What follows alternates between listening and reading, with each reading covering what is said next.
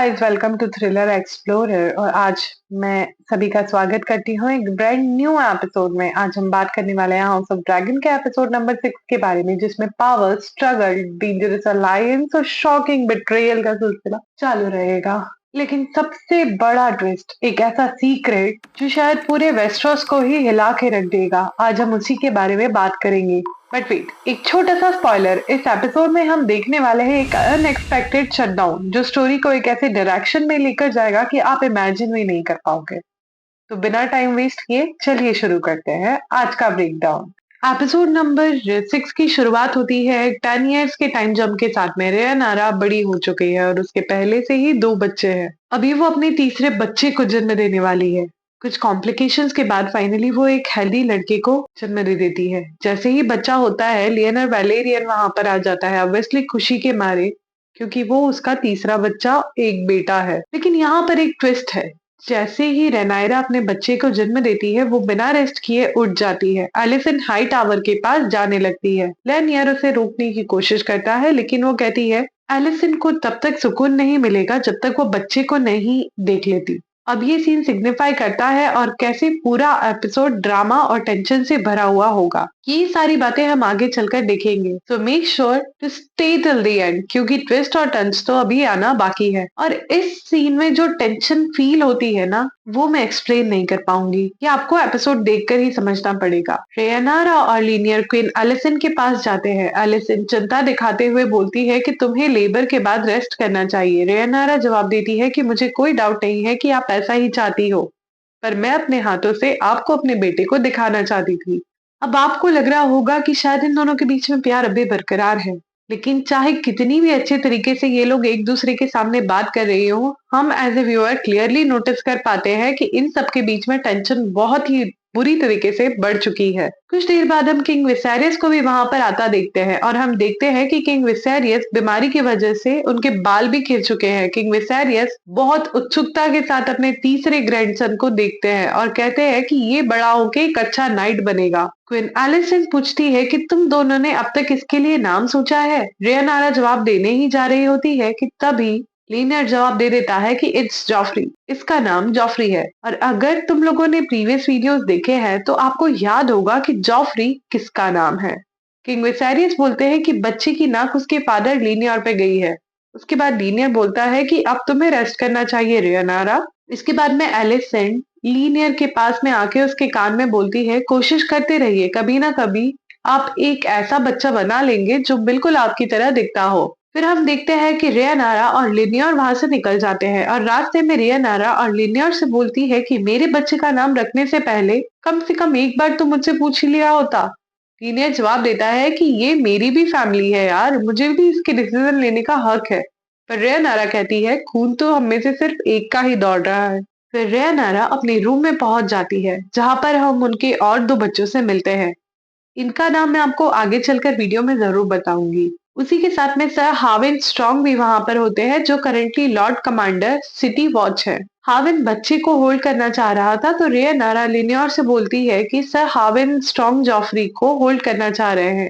Linear Joffrey को हाविन को दे देता है। उसके बाद में रेयनारा के बाकी बच्चों को भी अपने तीसरे भाई को होल्ड करने की जिद करते हैं, पर लीनियर उन्हें ट्रेनिंग पर भेज देता है और खुद भी रूम से बाहर चला जाता है। रेयनारा और हाविन रूम में अकेले हो जाते हैं। यहाँ पर हमें पता चलता है कि एक्चुअल में ये तीनों बच्चे बायोलॉजिकली सर हाविन और रेयनारा के हैं, ना कि लेनर के। इसके बाद में सीन शिफ्ट होता है और रेयनारा सबसे बड़े बेटे चिकारेस वैलेरियन की तरफ, जहां पर हम देखते हैं वो पहली बार ड्रैगन को कमांड कर रहा होता है और कुछ ड्रैगन मास्टर्स उसकी हेल्प भी कर रहे होते हैं और वो फाइनली अपने ड्रैगन को ट्रेकास बोल के कमांड देना सीख लेता है। इसके बाद में ड्रैगन मास्टर वहां से चले जाते हैं, तो हम देखते हैं कि एगन 2 टारगेरियन अपने छोटे भाई एमन टारगेरियन को बुली करते हुए एक पिग एज गिफ्ट दे देता है। और ये लोग एमंड को बुली इसलिए कर रहे होते हैं क्योंकि एमंड उनमें से ही एक ऐसा लड़का है जिसे अभी तक खुद का ड्रैगन नहीं मिला, और जो बच्चा पिग लेकर आता है उसका नाम लुसारियस वैलेरियन है, जो हमारी प्रिंसेस रेनायरा का सेकंड बेटा है। आमंड के साथ जब ये सारे बच्चे उसका मजाक उड़ा रहे होते हैं, तभी आमंड हिम्मत करके ड्रैगन पिट के अंदर जाता है और वहाँ सारे ड्रैगन रखे हुए होते हैं। लेकिन वहाँ जाते ही वो एक ड्रैगन को देखकर बहुत ज्यादा डर जाता है और वापस आ जाता है। इसके बाद में सीन शिफ्ट होता है और हमें इंट्रोड्यूस होते हैं एक नए कैरेक्टर से, जो कि क्वीन एलिसन की बेटी है, जिसका नाम है हेलेना टारगेरियन। हेलेना इंसेक्ट के ऊपर रिसर्च कर रही होती है। जब क्रिस्टन कॉल जबरदस्ती आमंड को रूम में लेकर आते हैं, तब एलिसन आमंड को डांटती है, लेकिन आमंड रिप्लाई करके बताता है कि उन लोगों ने मुझे पिग गिफ्ट किया, मेरा मजाक उड़ाया और मुझे बुली किया। फिर एलिसेंट उसे समझाती है कि चिंता मत करो, तुम्हें एक ना एक दिन अपना ड्रैगन जरूर मिलेगा। उसके बाद में एलिसेंट किंग विसेरियस के पास जाकर ये सारी बातें बताती है और वो कहीं ना कहीं पर ये दिखाने की कोशिश कर रही होती है कि ये सब रनायरा का प्लान है और ये उसी के कारण हुआ है। एलिसेंट बोलती है कि हमारे घर में अगेंस्ट इंसल्ट है और रनायरा जरूर कुछ ना कुछ प्लॉट कर रही है।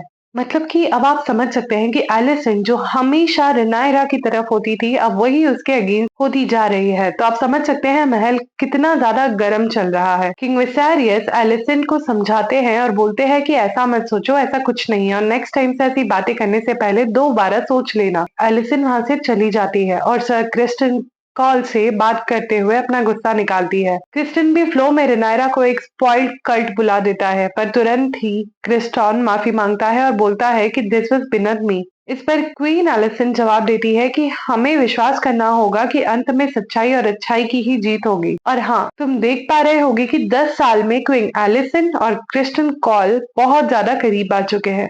इसके बाद में सीन शिफ्ट होता है प्रिंस एगन टू टारगेरियन के ऊपर, जहाँ हम देखते हैं कि वो अपने हाथों से कुछ अलग काम कर रहा होता है। लेकिन क्वीन एलिसन वहां पर आ जाती है और एगन शर्मिंदा हो जाता है। एलिसन कहती है कि समझ जाओ, तुम्हारे हाथों की लकीरें मिट रही है। एगन बोलता है कि नहीं, वो बस ऐसे ही मजाक कर रहा था। एलिसन समझाती है कि वो तुम्हारा भाई है, उसकी फीलिंग्स का ध्यान दो। लेकिन उसके बाद में वो उससे भी कहती है कि तुम्हें फ्यूचर में कैसे बनना है, इसके लिए तैयार रहना पड़ेगा, क्योंकि किंग विसेरियस की डेथ के बाद में रिनायरा सक्सेशन के पास आ रहा है। जब ऐसा होगा तो जंग छिड़नी है और जब वो जंग छिड़ेगी तो तुम्हें उसे लीड करना पड़ेगा, क्योंकि वो तुम्हारी वजह से छिड़ी होगी। फिर सीन शिफ्ट होता है और हम देखते हैं कि लियाना वैलेरियन डेमन टारगेरियन अपने ड्रैगन पर रेस कर रहे होते हैं और डेमन यहाँ पर काफी ज्यादा रोमांटिक बिहेव कर रहा होता है। उसके बाद में सीन एक छोटी सी पार्टी पर शिफ्ट होता है, जहाँ पर हम लोग रिलैक्स और अच्छा वक्त बिता रहे होते हैं। तभी एक आदमी अपने गिटार जैसा मुंह खोल देता है। प्रिंस डेमन टारगेरियन लियाना वैलेरियन को एक आदमी पेंटोस सिटी में एक परमानेंट रेसिडेंस ऑफर करता है, क्योंकि ट्रायार्की ने अपने पैरों पे फिर से पसारने शुरू कर दिए हैं और वो आदमी डियामन और लियाना को कन्विंस कर लेता है वहां पर रुकने के लिए, तो कोई और भी इन पर अटैक नहीं कर पाएगा। लियाना इस ऑफर को रिजेक्ट करते हुए कहती है कि हम लोग यहाँ पर सिर्फ कुछ ही दिनों के ट्रैवलर हैं, हम ऑलरेडी अपनी विजिट को काफी लंबा खींच चुके हैं, तो अब हम यहाँ पर नहीं रुकेंगे। तभी डीमन उस पर रोक लगा के कहता है कि ये एक काफी अच्छा ऑफर है। उसके बाद में सीन शिफ्ट होता है जहाँ पर डीमन अपनी बेटी को पढ़ाता लिखाता दिखाई दे रहा होता है। तभी लियाना वैलेरियन वहां पर आती है और डीमन से कहती है कि तुम प्रिंसेस ऑफ रेगो का ऑफर को कंसिडर नहीं कर रहे हो ना। डीमन जवाब देता है कि हमारी लाइफ यहाँ पर अच्छी चल रही है, पर लेना कहती है कि वो लोग हमें सिर्फ यूज कर रहे हैं, हम यहाँ पर इटरनल गेस्ट बनकर रह रहे हैं। डेमन बोलता है कि मुझे ये चीजें काफी ज्यादा रिफ्रेशिंग लग रही है, हम अपनी लाइफ जैसी चाहते हैं वैसी ही जी रहे हैं, हमारे पास में ड्रैगन्स है, उनके पास में गोल्ड, हम लोग जैसा चाहते हैं वैसे अपनी लाइफ जी सकते हैं। लियाना कहती है कि पर मैं तो चाहती हूँ कि हमारा अगला बच्चा वहां जन्म ले जहाँ मेरा जन्म हुआ था, मैं चाहती हूँ कि मेरी बच्चियां अपने होमलैंड में बड़ी हो। डीमन उसकी बातों का कोई जवाब नहीं देता और लियाना ये देखकर वहां से चली जाती है। फिर सीन शिफ्ट होता है और हम देखते हैं सर क्रिस्टन कॉल जो एलिसन की दोनों बेटियों रियानारा के बेटों को ट्रेनिंग दे रहे होते हैं। इस ट्रेनिंग में किंग विसेरियस और लियोनारो स्ट्रॉन्ग भी देख रहे होते हैं। किंग विसेरियस बोलते हैं कि यही तो जिंदगी है, तुम अपने भाइयों के साथ में ट्रेनिंग करते हो, गिरते हो, तुम्हारे भाई तुम्हें उठाते हैं और इसी तरह से रिश्ते और मजबूत होते हैं। पर ऑडियंस के तौर पर हम क्लियरली देख पा रहे होते हैं कि सर क्रिस्टन कॉल एलिसन के बेटों को ज्यादातर अटेंशन नहीं दे रहे होते हैं। ये चीज सर हाविन स्ट्रॉन्ग भी नोटिस कर रहे होते हैं और इस पॉइंट को यूज करते हैं। इस पर क्रिस्टन को गुस्सा आ जाता है और एलिसन के बेटे एगन को रियानारा के बड़े बेटे जैसन के अगेंस्ट लड़ने के लिए मजबूर कर देते हैं। ऑब्वियस होता है कि क्रिस्टन अनफेयर मैच करवा रहे होते हैं, जिस पर सर हाविन को गुस्सा आ जाता है और वो मैच रोक देते हैं। सर क्रिस्टन सार्केज्म में कहते हैं कि एक आदमी ऐसे अफेक्शन सिर्फ अपने कजन, भाई या फिर अपने बेटे के लिए ही दिखा सकता है। इतना सुन के हाविन क्रिस्टन को बुरी तरीके से पीटने लग जाते हैं। इस पर सभी को कंफर्म हो जाता है कि ये बच्चे हाविन के हैं। प्रिंसेस रियानारा को भी ये न्यूज मिल जाती है और इसके बारे में रिसर्च करने के लिए वहां पर आती हैं। रास्ते में वो देखती हैं कि लॉनल स्ट्रॉन्ग अपने बेटे हावन को डांट रहे होते हैं कि ये तुमने क्या किया, पब्लिकली किंग्स गार्ड में उसे पीट दिया। पहले से ही रूमर्स है कि तुम्हारे और रियानारा के बीच में कुछ चल रहा है और तभी तुम्हें रूमर्स को कंफर्म कर दिया। हावन बोलते हैं कि ये सब सिर्फ ह्यूमर्स है, लेकिन लियोनेल जवाब देते हैं कि लोगों के पास आंखें हैं और वो सब कुछ देख रहे हैं। किंग विसेरियस भी ऐसे ही अपनी बेटी के लिए सबको इग्नोर कर रहे हैं और उनकी मर्जी की वजह से तुम अभी तक बचे हुए हो। तभी रियानारा अपने रूम में वापस चली जाती है और कुछ देर बाद सर लेन और वेलेरियन के पास में नए बॉयफ्रेंड सर कार्ल कॉरी के साथ में ड्रंक होते हुए वहां पर आते हैं। रियानारा सर कार्ल को वहां से जाने का ऑर्डर देती है। उसके बाद में लेन और रेनारा से बात करके हुए उससे बताता है कि ट्रायार्की ने फिर से अपने कदम स्टेप्सन में जमाने शुरू कर दिए हैं और उसके डॉन के साथ में अलायंस भी बना लिया है। लियानारा कहती है कि यही तो चाहिए था मुझे, एक और एडवेंचर जो मेरे खून को फिर से गर्म कर दे। लेकिन रेनारा जवाब देती है कि हमारे पास पूरे परिवार के पास कितने सारे इल्जाम लगे हुए हैं, हमारे बच्चों से रिलेटेड र्यूमर्स फैले हुए हैं और तुम्हें एडवेंचर चाहिए। रेनार कहते हैं कि ये सब झूठे र्यूमर्स है। रेनारा बोलती है कि वो हमारे बच्चे हैं और इनका असली बाप कभी भी उन्हें ऐसी मुसीबत में छोड़कर नहीं जाएगा। रेनारा जवाब देती है कि मैं 10 साल से यही रोल प्ले कर रहा हूँ, पर तुम और तुम्हारे बच्चों पर बहुत से कर्ज है। लियानारा कहती है कि तुम्हारे कोई कर्ज नहीं है, हमारी ये डील थी कि हम इस दुनिया के सामने पति पत्नी बनकर रहेंगे पर अपने अंदर जो चाहिए वही करेंगे। लियानारा आगे कहती है कि तुम अपनी पोजीशन छोड़ के नहीं जा सकते, तूफान आ रहा हो। लियानारा जवाब देता है कि असली सेलर अपनी जंग को छोड़कर तभी भाग जाता है जब उसे तूफान को आता एहसास हो जाता है। इतना सुनकर लियानारा कहती है कि ठीक है, मैं तुम्हें एज अ प्रिंसेस और as a future queen command करती हूँ कि तुम यही ठहरो। सीन फिर से शिफ्ट होता है डीमन और लियाना की बेटी पर। वो लड़की काफी ज्यादा परेशान दिखाई दे रही होती है, लेकिन अभी तक उसका नाम रिवील नहीं हुआ है। ये सीन में लियाना वेलेरियन अपनी बेटी को समझाती है और कहती है कि उसे अपना खुद का ड्रैगन चाहिए तो उसे क्लेम करना पड़ेगा क्योंकि उसका ड्रैगन एक अभी तक हैच नहीं हुआ। लियाना कहती है कि हाफ ऑफ ड्रैगन्स कभी हैच नहीं होते। मैं भी 15 साल की उम्र में मैं भी 15 साल की उम्र तक अपना ड्रैगन नहीं पा सकी थी, लेकिन देखो अब मेरे पास में वगार है जो इस दुनिया का सबसे बड़ा ड्रैगन है। लियाना अपनी बेटी को बताती है कि उसकी बहन बेला को उसका ड्रैगन बचपन से ही मिल गया था, लेकिन हर किसी के साथ में ऐसा नहीं होता। हर किसी को अपना ड्रैगन क्लेम करना पड़ेगा और उसके लिए सभी को अपना ड्रैगन चाहिए। बाद में लियाना फिर से डीमन के पास जाती है और उसे कन्विंस करने की कोशिश करती है कि वेस्टरॉस वापस चलते हैं। हालांकि ये कन्वर्सेशन शो में इतनी इंपॉर्टेंट नहीं लगी, इसमें ये जरूर दिखा गया है कि डीमन अपनी वाइफ से कितना प्यार करता है। सीन शिफ्ट होता है और हम स्मॉल काउंसिल की तरफ जाते हैं। यहाँ पर डिस्कशन हो रही होती है कि ब्रैकर्स और ब्लैकवुड के बीच में लड़ाई होने वाली है। काउंसिल में ये बात भी होती है कि ट्रायार्की ने फिर से अपने पैर पसारना शुरू कर दिए हैं और अब उनके डराने के साथ साथ में अलायंस भी बना लिया है। रियानारा कहती है कि जब हम 10 साल पहले ट्रायार्की को डिफीट किया था तब स्टेप्सन में अपने फोर्ट बनवा लेने चाहिए थे, पर क्वीन एलिसन जवाब देती है कि हमें नंबर ऑफ रिसोर्सेस होने के बाद में भी समझदारी से काम लेना चाहिए। उसके बाद में रियानारा बात को रोक रोक के एक मैरिज प्रपोजल रख देती है और वो अपने बेटे जैकेरिस के लिए एलिसन की बेटी हेलेना की एक शादी का प्रपोजल देती है ताकि दोनों घर एक साथ आ जाए। रियानारा ये भी कहती है कि उससे ड्रैगन सनफायर के जितने भी एग्स होंगे वो सभी एलिसन के होंगे और एमन अपनी पसंद का एग चूज कर सकता है। ये सब प्रपोजल चल ही रहे होते हैं, लेकिन उसी के बीच में रियानारा का ब्रेस्ट मिल्क लीक होने लग जाता है क्योंकि अभी अभी उसका लेबर हुआ था। एलिसेंट इस बात को पॉइंट आउट करती है जिससे रियानारा एम्बेरस होकर वापस से बैठ